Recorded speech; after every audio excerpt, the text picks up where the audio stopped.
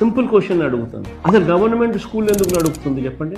Bus కూడా RTC బస్సులు కూడా ఎందుకు గవర్నమెంట్ నడుపుతుంది? ఆలోచన ఎప్పుడు చేసినారు? ఎందుకనంటే ఇవన్నీ గవర్నమెంట్ చేయకపోతే పేదవాడు మధ్యతరగతి వాడు ప్రైవేట్ వాళ్లకు దోపిడీకి బలైపోతాడు. Just imagine situation, government school లేకపోతే ప్రైవేట్ స్కూల్ ఛార్జ్ చేసే ఫీజులు. Just imagine situation where government hospital లేకపోతే ప్రైవేట్ హాస్పిటల్స్ ఛార్జ్ చేసే రేట్లు తట్టుకోగలుగుతారా?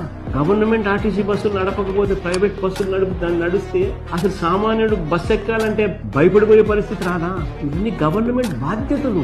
భవిష్యత్తులో ఈ 17 మెడికల్ కాలేజీలు వాల్యూ 1,00,000 కోట్లు దాటుతుంది. కొన్ని కోట్ల ప్రాణాలు కాపాడబడతాయి. అతి తక్కువ ఫీజులతో ఉచితంగా డాక్టర్లు వస్తారు. ఇన్ని బెనిఫిట్స్ కనిపిస్తా ఉన్నప్పుడు గవర్నమెంట్ కాలేజీలను కూడా ప్రైవేట్ పరం చేస్తారు.